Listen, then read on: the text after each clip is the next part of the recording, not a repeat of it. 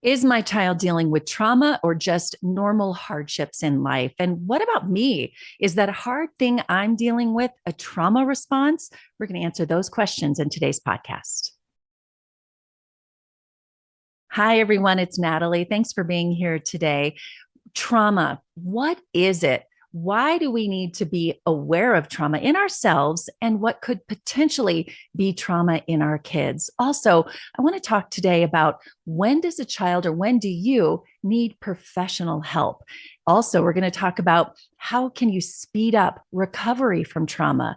There's so much that we deal with in today's world, from the pandemic to school shootings to the things that we see sometimes on the news or just on social media that trigger what could be trauma from your childhood. So today I want to get into that. And I have the expert that you're going to love and we're going to learn from today. Her name is Dr. Melissa Goldberg Mintz. She's a clinical psychologist in private practice in Houston, Texas, also a clinical assistant professor at Baylor College of Medicine. Dr. Goldberg Mintz is passionate about providing evidence-based care to children, adolescents, and adults who have experienced trauma. Her new book is called Has Your Child Been Traumatized? How to Know and What to Do to Promote Healing and Recovery. I want to encourage you to hit subscribe and share this episode with a friend. Most importantly, take the time to think about how you can better yourself and your kids in dealing with hardships, which is sometimes trauma. On to the episode now with Dr. Melissa. Dr. Melissa, thank you for joining me today. I want to dive into this issue of trauma because so often we think of trauma, and after many years in the news business, I think of trauma often as a big event, the school shootings, a traumatic thing that's happened. But is it always that? No, and I'm so glad that you asked, because that is a really common misconception that people have about trauma. And actually, before I get into what trauma is, there's another term we need to think about, and that term is adverse event.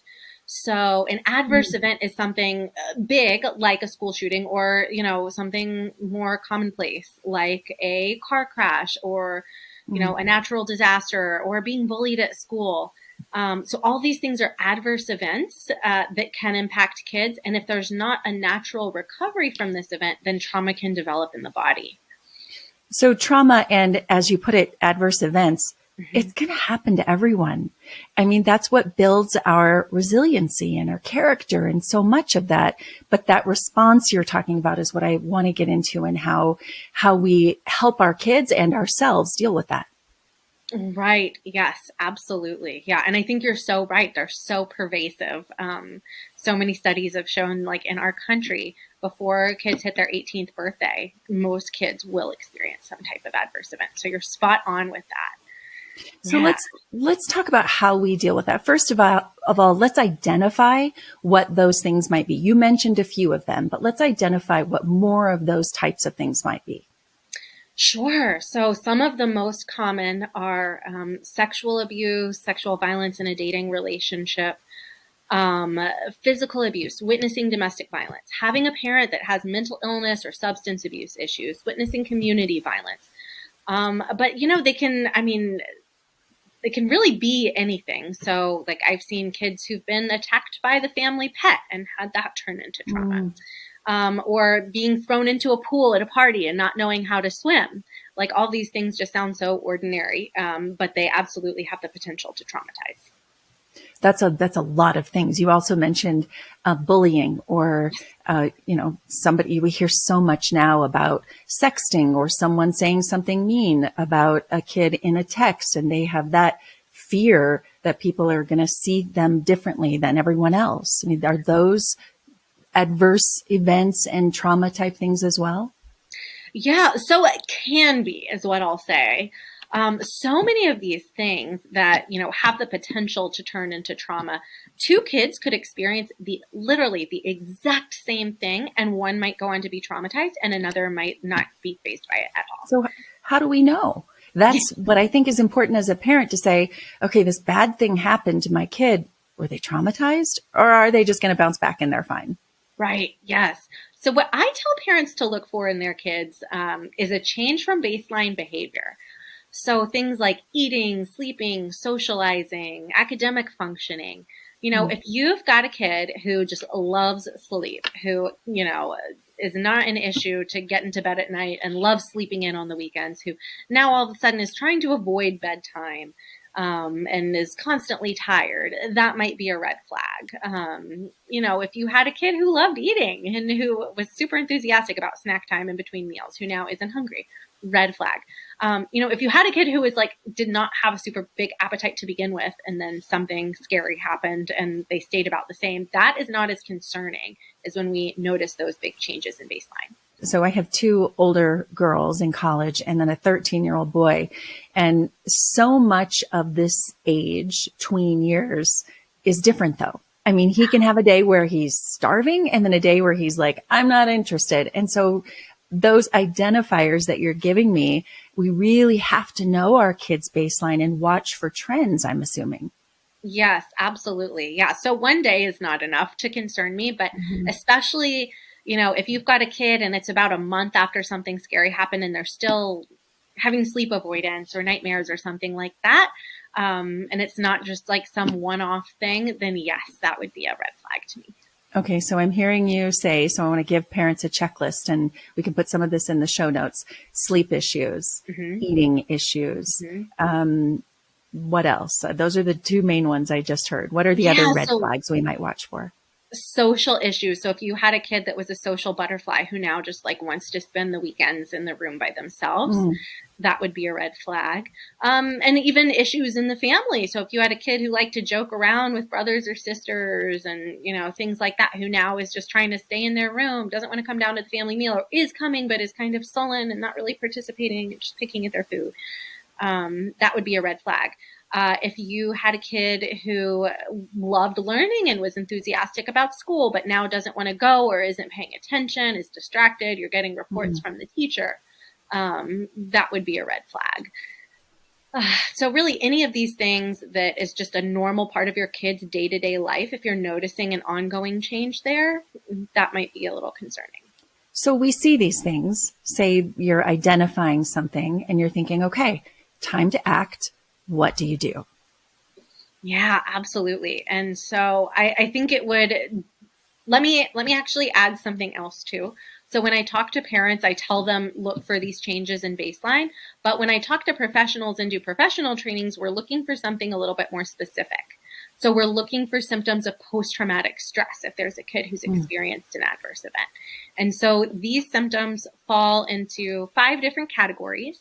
And so these include having negative feelings like fear, horror, anger, shame, or guilt, negative thoughts like the world's not a safe place or I'm a bad person, intrusive re-experiencing symptoms. So things like nightmares, or also just having those thoughts or images pop into your head about the scary thing that happened and you don't want them there. Avoidance, so trying to avoid people, places, things, or situations that remind them of what happened. And then these sort of hypervigilance, hyperarousal symptoms, just feeling kind of jumpy. So that's what we're looking for. So especially if parents notice any of these, and again, this is a little bit clinical for parents, so that's why I go with the change in baseline. But if you're noticing a change in baseline and any of the symptoms that I just described, and it's been sort of sustained, I would say, oh my goodness, it never hurts to enlist professional help. So one thing I emphasize in my book is that not every kid who experiences an adverse event needs a therapist. But if you're noticing these symptoms and they're going on, then, oh my goodness, yes. So reach out to your pediatrician, reach out to your kid's school counselor, get some names of some good people in the area, and approach your kid about it. Are there things that we can do as parents to help them? I mean, I'm all about getting the help, especially for young people to know that getting mental health help is just like a broken arm, just like anything else, and to normalize that. So later in their life, if they need that, it's not some big scary thing. But are there things before that step that parents could do to help them if they think that they are dealing with some of these things that might just need a little intervention and not that bigger step? The sprained arm instead of the broken arm type of effect. Sure, absolutely. So my number one intervention for parents is quality time. So spending one-on-one time with your kid, and some parents are already doing this, but if you're not, I think it is, oh my goodness, it can really just help build connection and resilience in your kids. So what that means is finding something that you both would find enjoyable to do, just the two of you. So no siblings, no other parent or spouse or grandparent or anything. It can be something small like baking a dessert together, or something big like going on like a little day trip together. But the point is, it's just got to be something that you both enjoy, that you engage in, just the two of you. It's like your special thing. So that's really important. And then also, and this is, I guess, more for the younger kids, but I always recommend just more TLC after your kid's been through something scary. Yeah. I want to talk about your book and why you wrote the book, because this is your first book, and it, unfortunately, but fortunately, helping people, it came into existence because of a very traumatic event. Is that right? There in Texas? Yes. Yeah. So I was actually writing the book. I started writing it. Well, I had the idea to write it. I'll take you a few steps back. When I was working with kids, and I noticed that kids who got better the fastest and the most dramatically were ones who had supportive, skillful parents. And so I wanted to refer all parents to some resource like, okay, here's what you can do. Like, I'm only meeting with your kid 1 hour once a week. Here's what you can do in the meantime that's just going to help them shoot up and heal so much faster. And it wasn't out there. There were so many books for like how to build resilience in your kids, but not what to do if something's already happened. So that was why I wrote the book. And then, I had the idea in mind, and then, COVID-19 entered the picture, and it just became all the more important to me. So I started writing it at the beginning of the pandemic. And then, we had, I guess, an idea about when the book would come out. And then the mass shooting in Uvalde happened, and my publishers really rushed to get the book out just because there was such a need for it. I see. And it feels as if even if kids weren't directly traumatized by that, being in the news business for as many years as I was, I definitely had trauma from reporting on all of these things over the years. And I know because I've had so many parents tell me their kids watching all of this happen and hearing about it, talking about it at school. Do you have that secondary, if we can call it, type of trauma from people hearing about these events and then being fearful of them? Is that a thing? Yeah. So for adults, especially, if you are like, as part of your job, like you mentioned your job, for example, we also think about like first responders, EMTs, police officers, Absolutely. People who, as part of their job, they're exposed to aversive details. That certainly has the potential to traumatize. Yeah, absolutely. It's a little bit different if it's something like watching it on the TV. That can certainly be disturbing. And I always counsel parents, like, be mindful of your kids' media exposure. So don't just always have a TV on in the background, with 24-hour coverage of the latest horrific thing that just happened, because that can really be disturbing to kids. But in terms of thinking about post-traumatic stress, the ways that kids can be traumatized are, they experience something like that happening to them. They hear about it happening to a loved one, someone they're very close to, or, they witness it happening to somebody else. Now we can hardly even just turn off the TV. If they have access to the internet, then they have YouTube Shorts, they have Twitter, of course, and Snapchat, and whatever it is, it's going to be in their face if they have access to those types of devices. How can parents, aside from just taking those things away, which isn't practical because a lot of times that's how they do their homework and communicate with their friends, how can we counsel them and help them from that type of exposure? Hey everyone, it's Natalie. I'm excited to let you know that I'm opening up spaces for collaboration and advertising and sponsorship on this podcast and on my YouTube channel. If you're a brand looking to grow in the wellness, family, or mindfulness spaces, I would love to collaborate with you. You can find a link to get in touch with me in the show notes, and you can always find out more about what I'm up to on natalietysdal.com. Right. I'm so glad you brought that up. So what I encourage parents to do in response to that is to talk to their kids about their media consumption, but also what they're seeing and how they feel about it. So I see a lot of parents who don't want to talk to their kids about it because they think like, oh my goodness, like, no, my kid doesn't know about this. I'm not. I don't want to bring it up. Yeah. Yeah. Yeah. But the truth is they do know about it, and they probably knew about it before you did, given how comfortable they are with their devices.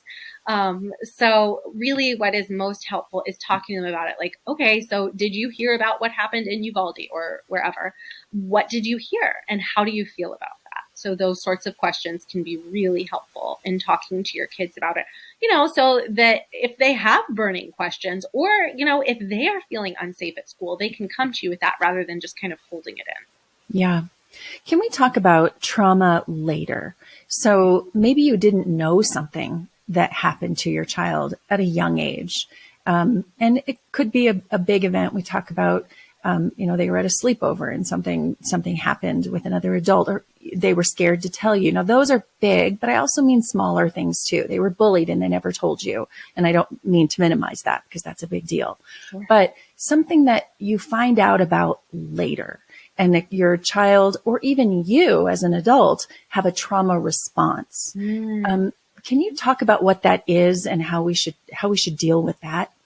Yes. Oh my goodness. So first of all, just thinking about the parents out there, whether you learn about it immediately or you learn like years later something horrible happened to your child, that's a lot for a parent to go through. I mean, even like just thinking back to the first time your child like fell and like busted their knee, like it's hard to see your kid in pain. It's so hard. And yeah, that can be really triggering for parents. Seeing this like little baby, because sometimes we still see our kids as our babies, suffering or struggling with something, or you weren't aware of something that happened, that can be so overwhelming. So I encourage parents, if and when that happens, first and foremost, to get your own help. So whether that's talking to your best friend about it, or your spouse about it, or seeing a therapist. I think that all of those things are great, because what happens, especially if you find out about something much later, is you might have a very strong reaction to it. And if your child is coming to you and opening up to you about something really vulnerable for the first time, you want to be able to be present, and you don't want to be sort of caught up in your own mind, freaking out like, oh my gosh, this happened to my kid. So while it's totally normal to have a very distressed reaction when your kid's telling you that, you want to save that for, your friend, your spouse, a therapist. When your kid's talking to you, you want to be there, attuned to their emotions, supporting them. And if you don't have space for yourself, you're not going to be able to give that to your kids. Yeah.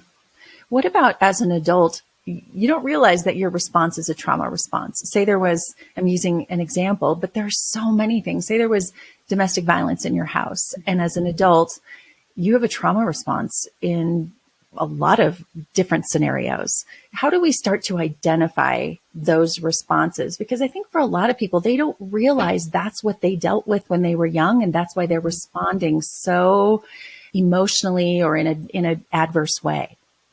Right. Oh gosh, that can be so tough, especially when things happen when we're young.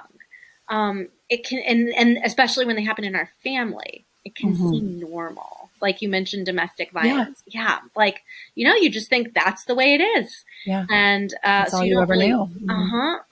And so it can be very jarring as an adult to come to terms with like, oh my goodness, this happened in my home. This is not supposed to happen in people's homes. This wasn't safe. And I have a lot of feelings about it. That can be so jarring. Absolutely. And oh man, yeah, just sort of underscores the importance of strong connections, whether that's professional help, or just friendships or other supportive relationships that an adult Is it identifying those things as an adult, saying, oh, wait, that's not normal that I had an alcoholic parent or some violence in my home, or that's not normal. Maybe I should realize it's not and get help. Yeah, absolutely. So, and I think that, so we were talking about natural recovery earlier and how that frequently happens, just because, an adult when they were growing up had a parent with a substance abuse issue in their past, that might be very disturbing, and it could be very helpful to seek out help. And at the same time, I think it's just always good if there's a question like, oh my gosh, this happened, I'm feeling really weird about it, check in with a therapist. Have even just an initial session. It could be, that you are fine. And it could be that there's some unresolved trauma there that you need to explore. So, I frequently tell that to kids and parents, like, if there's a question, it will not hurt to have, an initial session with a therapist. That's such a good point. Like, what does it hurt? Not to put you on the spot, but how often do you think adults and children have unresolved trauma? Ooh, that is a good question. Is it more common than we realize that we shove stuff down and we think, oh, I'm fine, and then it comes out later? How Yes. often do people do that? And then how often do they get help or need to get help? Oh, I love that question. So I have this metaphor as an answer. So this is a metaphor that I first learned from trauma-focused cognitive behavioral therapy, but I share it with my patients all the time. So have you ever been in a pool before? Yeah. Yeah. Have you ever had a beach ball in the pool? Yes. Have you ever tried to push the beach ball under the water? Yes. Yeah. What happened? It comes back up. Yeah, totally. So that is how I think, honestly, in our culture, it's more than just trauma, honestly. I think that is how a lot of people try to deal with stress, is we try to push it under the water. We don't like people to see us struggle, whether we're sad about something and we want to cry, or, we're stressed about a homework assignment or whatever. We try to push it under the water and seem happy. Yeah. And that takes all of our energy and effort and concentration just to keep it down for a little bit. And no matter how hard we try, it's going to come flying up out of the water. So how frequently do I think that happens? Oh my gosh, all the time, all the time. I think pretty much everybody has done that, whether it's trauma or just, the day-to-day stress of like something happened at work and you want to come home and put on a happy face for your kids. So yes, I think everybody. You talk about that beach ball. You could sit on that beach ball all day long until you get tired or somebody else needs something. You got to get off of it and then it's going to come up, right? Yeah. You can't sit on it all day. You can't, no. Yeah. And when you're sitting on it, it makes it harder to be present and to be mindful and engaged. Yeah, because you're worried about it. Oh, that's a really good metaphor. I'm going to think about that. So tell people where they can follow you for more information, to get your book, and what else do you have going on? Sure. So my website is melissagoldbergmintz.com, MELISSAGOLDBERGMINTZ.com. That's also my Instagram handle, Melissa Goldberg Mintz. And what else do I have going on? Well, I am adapting this book into a parenting curriculum. So I'm just feeling very excited about that, and moving forward with that. Also, I'm seeing patients in my private practice and getting involved in some teaching and supervision too. Super. When you say a parenting curriculum, is that something people will have access to? They can buy the curriculum or workshops, or how can people get a hold of that when they're interested? Yeah, so it's going to be a while before it's ready, because it's going to be studied first, just to make sure that it's effective at, what we want it to do. But once that's developed, then I will have more information about that on my website, and where parents can learn more about it and potentially participate in a workshop or a training. Fantastic. Well, we'll link your website and your Instagram to the show notes. We appreciate your expertise and your advice so much. It's one of these things as a health reporter, education reporter, and now as a podcaster that I think we just have to be aware of. And I really hope parents take it to heart for themselves if they have unresolved trauma, and to just watch for in their kids. There's so much happening in our world today that we just have to know how to deal with these things and be aware of it. Absolutely. Thank you so much for having me on to talk about this important topic. Well, it's really great to talk to you. Thank you.